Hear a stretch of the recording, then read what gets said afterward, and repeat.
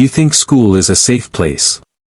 A routine, almost boring part of your day where the biggest worry is passing that math test or making it to lunch on time. But what if I told you that in just a few minutes, a normal school day could turn into a living nightmare? Today, I'm sharing 3 true stories of school lockdowns where students, teachers, and staff faced real fear, real danger, and moments they will never forget. By the end of this video, you'll see why these events are some of the most terrifying things to ever happen inside a school, and trust me, you're not going to want to be left alone in a classroom after hearing them. It was a typical Friday. 7th period. Calculus. The week was almost over. Spring break was just around the corner, and students were restless, fidgeting in their seats. We weren't having a test that day, so our usually laid-back teacher decided to play a few online games with us on Sporkle. We were doing a brand logo quiz. Everything felt ordinary. Light-hearted. Safe. Until it wasn't. I remember it clearly. The moment my friend answered a question about Adidas, the dean's voice blasted over the loudspeaker. "This is not a drill. Go into lockdown now." Panic spread like wildfire. Our teacher, normally calm and joking, ran to turn off the lights. He motioned for us to the back corner of the classroom. Silence fell, but it didn't last. Then came the screaming. We could hear it coming down the hallway, loud, unhinged, full of rage. 2 girls in my class started crying. The sound of a man shouting that he would kill all of you rattled every nerve in our bodies. The banging started on the lockers, then moved to our classroom door. One girl screamed, "No." The fear was tangible, almost suffocating. Every second felt like an eternity. Eventually, the screaming faded down the hallway, but the tension didn't. The dean returned on the loudspeaker, explaining that a mentally unstable man had assaulted a staff member at the front desk. Staff weren't sure if he was armed. A janitor later found him asleep in a storage closet with rumors of a .44 Magnum sticking out of his pocket. By the time police arrived, he was gone. To this day, my classmates and I have no idea if he was ever caught, but I hope he got the help he needed. And just when you think it couldn't get any worse, the next story shows how a seemingly calm lunch period turned into absolute chaos. At my school, lunch is split into 2 periods. The first lunch is for 6th graders and some 7th graders. The second lunch is for the rest of the 7th and all 8th graders. One overcast, rainy October day during first lunch, I heard 4 loud booms. At first, I thought it was thunder, but then screams erupted across the cafeteria. Kids ran, panicked, unsure of what was happening. Campus security shouted for everyone to get into the multipurpose room. Students had to abandon their lunches and move quickly inside. The room was huge, with a back wall made entirely of glass. Security covered it with curtains and stationed adults at every exit. My friend Eric, curious as always, asked one of the adults what was happening. The answer was chilling. A mentally unstable man had barricaded himself in a house near school, threatening to commit suicide and attack anyone who approached. He was watching the students. And it got worse. This man was a registered sex offender. People in our class whispered stories of previous encounters.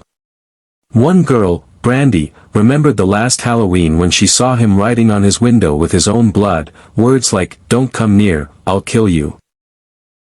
We were trapped for an hour, not knowing if the danger would reach us, watching adults try to maintain control as fear crept into every corner. After the lockdown ended, the man was eventually handled by authorities, but the image of him lurking so close to our school remained with us. It was a stark reminder that danger doesn't always announce itself. Sometimes, it waits, observing, calculating, ready to act. If you thought lunch could ever feel safe again, story 3 will make you reconsider even the basement of your own school. I was 22, just out of college, and had landed a job at my old high school as a computer intern. My office was in the basement, a cramped, messy place, filled with old equipment, but it had a small room with desks, air conditioning, and a flat-screen TV. It was a normal lunch break. I was eating my sandwich, alone. That's when my phone rang. A teacher on the front office line said, "Lockdown. Someone possibly armed is in the school." Panic hit me. My office had no door. The basement exit didn't lock. I turned off all the lights, hid behind my desk, and waited. I texted my coworkers upstairs, but no one answered. Footsteps echoed down the stairs. Each creak made my heart pound. Then a phone notification lit up my darkened screen, a text from Dave, one of my coworkers.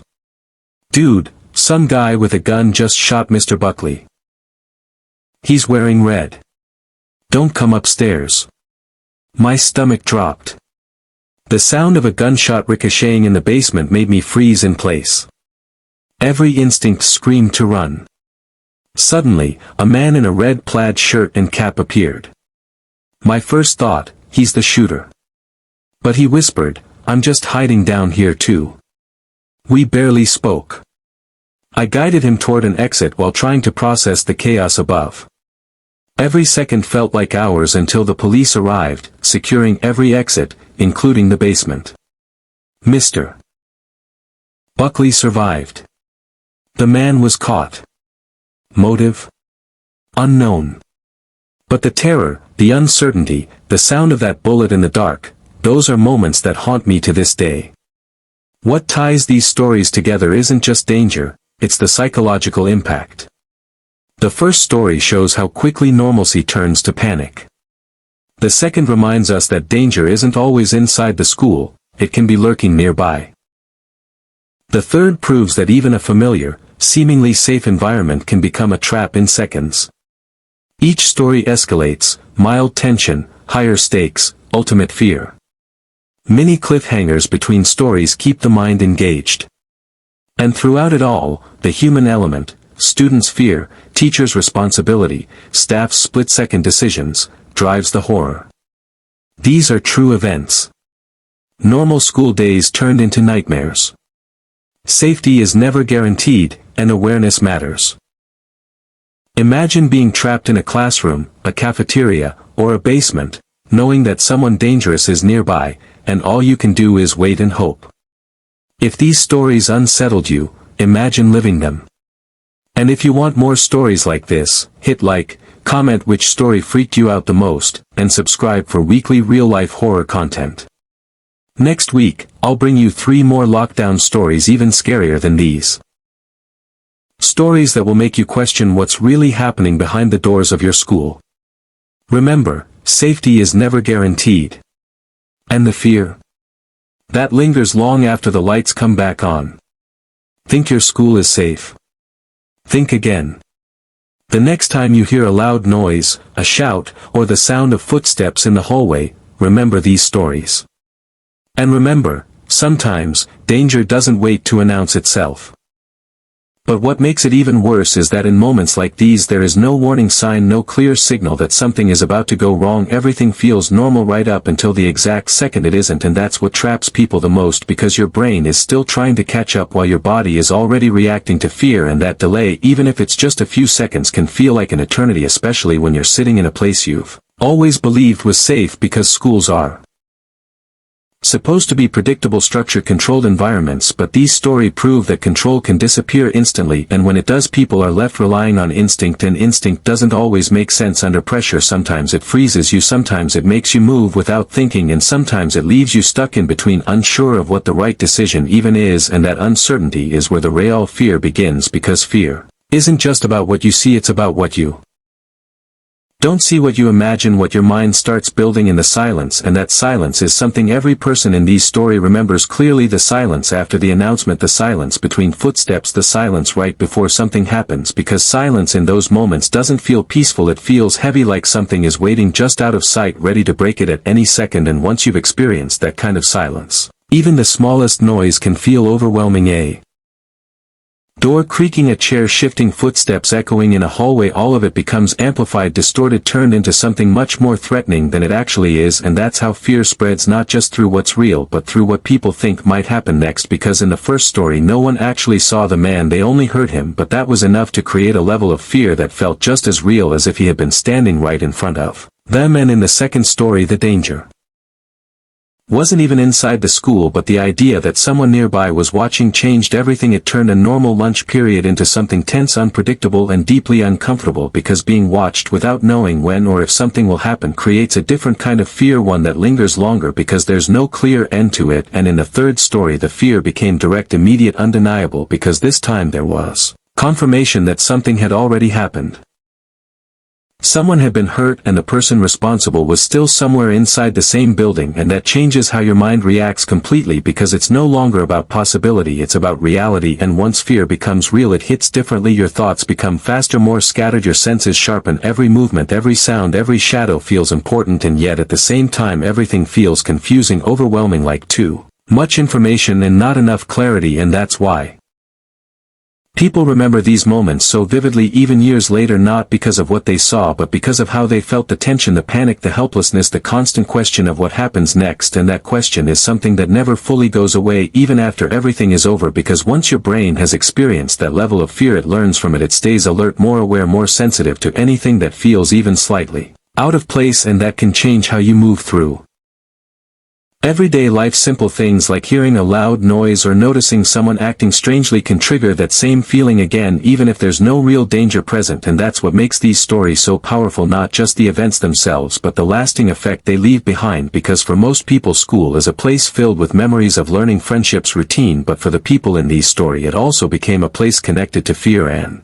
once that connection exists it never fully disappears. It becomes part of how they remember that environment forever. And maybe that's the part that's hardest to understand unless you've experienced it yourself, the way a normal place can suddenly feel unfamiliar, almost threatening, like something has changed even though everything looks the same. And that's because the change isn't in the environment, it's in how you perceive it. Your brain has seen what can happen there, and it doesn't forget that easily. It holds on to it quietly in the background, ready to remind you at any moment. And that's why even after the lights come back on, after the announcements stop, after everyone is told it's safe again, there's always that lingering feeling that things aren't exactly the way they used to be, and maybe they never will be, because once you've sat in a dark classroom listening to footsteps outside, or waited in silence not knowing if someone nearby is dangerous, or hidden in a place with no clear escape while something is happening above you, something shifts inside you, something that doesn't fully reset. And that's what connects all of these stories, not just the fear in the moment but the impact that follows, the way it stays with people, shaping how they think, how they react, how they see the world around them. Because at the end of the day the most terrifying part isn't always the event itself, it's the realization that it could happen again, anywhere, at any time, without warning, and there's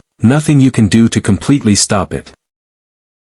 Only react to it and hope that when that moment comes you make the right decision, or at least a decision that keeps you safe, because in situations like these there is no perfect response, only survival. And sometimes survival comes down to seconds, choices, instincts, and luck, and not everyone gets all three at the same time, which is what makes these stories so unsettling, because they remind us that safety is never absolute, it's temporary, fragile, something that can disappear without notice, and once it does, all you're left with is the reality of the moment and the question of what you're going to do next. And just when you think you understand how fear works, how it builds, how it spreads, how it fades, there's always another situation that proves you really don't, because fear doesn't follow rules, it doesn't move in predictable patterns, it changes depending on where you are, who you're with, and how much control you think you have. And sometimes the scariest moments aren't the loud, chaotic ones but the quiet ones, the moments where nothing is happening but everything feels wrong. And that's exactly how this next story begins. It was late afternoon, classes were almost over, the kind of time where the energy in school starts to shift, students thinking about going home, teachers wrapping up lessons, the hallways quieter than usual, everything slowing down but not completely silent, just that calm in-between moment where nothing stands out. And that's why it felt so strange when the power suddenly went out, not a flicker, not a quick outage, but a full, complete blackout, every light gone instantly, the hum Of electricity disappearing, leaving behind a silence that felt unnatural. At first there were a few confused reactions, some students laughing thinking it was just a temporary issue, maybe a blown fuse, maybe maintenance, but that feeling didn't last long because within seconds emergency lights kicked in, dim red shadows stretching across walls, turning familiar classrooms into something unrecognizable. The atmosphere changed immediately. Conversations stopped, people looked around unsure of what to do. And then the intercom tried to activate, but instead of a clear message it released a distorted, broken sound like someone was trying to speak but couldn't get the words out properly. And that's when the uneasiness started to settle in, because something about it didn't feel like a normal outage. It felt controlled, intentional, like something had interrupted the system rather than it failing on its own. Teachers tried to keep students calm, telling them to stay seated, to wait for instructions, but you could see it in their faces, they were just as unsure as everyone else. And then came the first sound from the hallway, a slow dragging noise like something being pulled across the floor. It echoed faintly but clearly enough to make everyone turn toward the door. No one moved, no one spoke. The sound continued, getting slightly louder, then stopping, then starting again, uneven, unpredictable, and then footsteps followed, not fast, not aggressive, but slow, measured, like someone was walking without any rush at all. And that somehow made it worse because it didn't feel like panic, it felt deliberate, like whoever was out there knew exactly what they were doing. One student near the door leaned slightly, trying to listen better, but quickly pulled back when a shadow passed under the gap of the door, just for a second, but enough to confirm that someone was right outside the room. A whisper spread across the class, asking if it was a teacher, if it was security, but no one could answer because something about the movement didn't feel normal. The footsteps stopped directly outside the door, and for a moment everything went completely still. No sound, no movement, just silence. And then the door handle moved slightly, not enough to open but enough to make a faint clicking sound, and that single noise sent a wave of fear through the entire room. A teacher slowly approached, trying to maintain control, asking who was there, but there was no response, just that same silence stretching longer than it should. And then, without warning, the footsteps continued moving away again, slow, calm, disappearing down the hallway, leaving behind more questions than answers. Minutes passed, maybe longer, it was hard to tell without any sense of time. The emergency lights flickered slightly, making shadows shift across the walls. Every small movement inside the room now felt amplified, every breath, every whisper, every glance toward the door filled with tension. And then the intercom came back on, suddenly clear this time, but the message didn't make things better. It instructed all classrooms to remain locked and silent until further notice. No explanation, no details, just that order repeated twice and cut off again. And that's when the realization started to settle in. This wasn't just a power outage, something else was happening, something that no one was fully explaining. Students began to check their phones, some had no signal, others had messages from friends in different parts of the school, all saying similar things: strange noises, unknown movement, teachers locking doors and telling everyone to stay hidden. One message mentioned someone seen in the hallway, not recognized by staff. Another said doors were being tested, like someone was trying to find an unlocked one. And that detail changed everything, because it meant whoever was out there wasn't just passing by, they were searching. The room grew quieter than before, if that was even possible, people trying not to make any noise at all, as if sound itself could draw attention. Someone near the back started crying softly, quickly covering their mouth, while another student whispered for them to stay quiet, not out of anger but out of fear, because now every action felt like it could matter, every sound like it could be the one that gives them away. And then it happened again, footsteps returning, this time stopping at a different classroom nearby, followed by the sound of a handle being forced harder than before, a louder click, a slight rattle, and then silence again. Like a test, like a pattern. And that pattern made it worse because it showed intent, it showed patience, it showed that whoever it was wasn't rushing, wasn't panicking, they were taking their time. And that thought stayed with everyone sitting in that dark room, waiting, listening, hoping the footsteps wouldn't come back to their door again. Eventually, after what felt like hours, the power returned, lights flickering back to life, the normal brightness almost overwhelming. After so long in the dark, the intercom followed shortly after, this time with a clear message stating that the situation was under control, that authorities had detained an individual who had entered the school during the outage, but no further details were given, no explanation of how they got in or what they intended to do. And maybe that was the most unsettling part, not knowing, because without that answer the mind keeps filling in the gaps, creating possibilities, scenarios, things that could have happened but didn't, or maybe almost did. And that uncertainty is what makes this story different from the others, because sometimes the fear doesn't come from what you know, it comes from what you don't, from the questions that never get fully answered, from the realization that something was moving through those hallways, testing doors, getting closer and closer, and no one inside those classrooms knew exactly how close it actually got.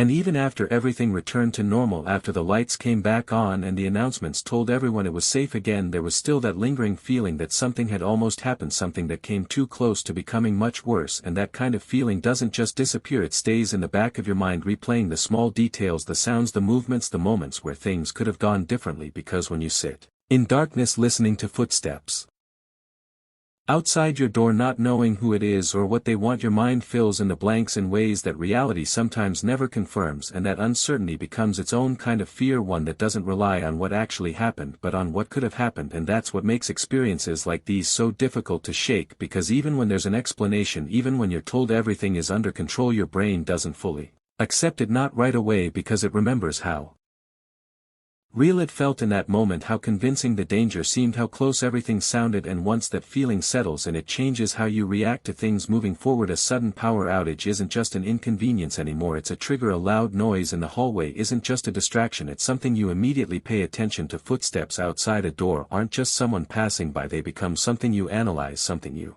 question, and that heightened awareness doesn't always turn off when the situation ends. It lingers, sometimes quietly, sometimes strongly, but always present in some form. And for the people in these stories, that awareness became part of their daily life, something they carried with them long after the events were over. Because once you've experienced a moment where you felt completely vulnerable, where you realized how quickly control can disappear, you don't forget it easily. It becomes a reference point, something your mind goes back to whenever something feels even slightly off. And that's why even simple situations can start to feel different. A quiet classroom, a dim hallway, a sudden announcement over the intercom, all of it carries a new weight, a new meaning, because now there's a part of you that understands what those moments can turn into, and that understanding changes everything, because it removes the illusion of complete safety, it replaces it with awareness, with caution, with the knowledge that even the most normal environments can shift into something else without warning. And that shift doesn't always come with obvious signs. Sometimes it's subtle, sometimes it builds slowly, and sometimes it happens all at once without giving anyone time to prepare. And that unpredictability is what makes it so unsettling, because it means there's no perfect way to anticipate it, no guaranteed way to avoid it. All you can do is react when it happens and hope that you recognize the signs early enough to make the right decision. And that's what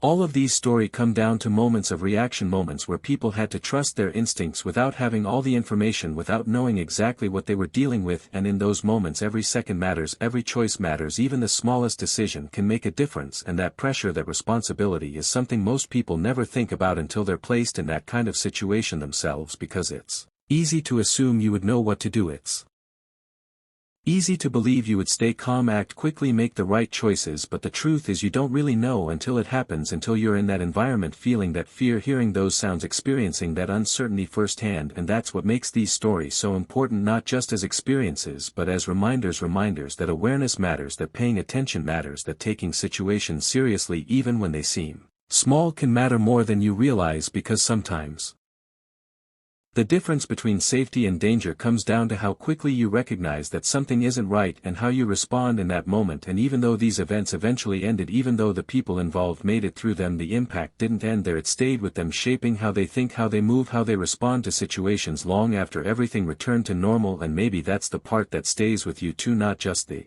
events themselves but the understanding that they could happen anywhere, at any time, in places that feel completely safe right up until they aren't. And once you truly understand that, once you accept how fragile that sense of safety can be, you start to see things differently. You notice more, you listen more, you become more aware of your surroundings, not out of constant fear but out of quiet caution, because deep down you know how quickly things can change. And sometimes that awareness is the only thing that gives you even a small advantage in moments where everything else feels out of your control. And maybe that's the final thought to take away from all of this: not just the fear, not just the tension, but the understanding that staying aware, staying alert, and trusting your instincts might be the one thing that makes the difference. If you ever find yourself in a situation where normal suddenly turns into something else, something unexpected, something you can't fully explain in that moment, because when that shift happens, you won't have time to think everything through, you'll only have time to react, and what you do in those few seconds could matter more than anything else.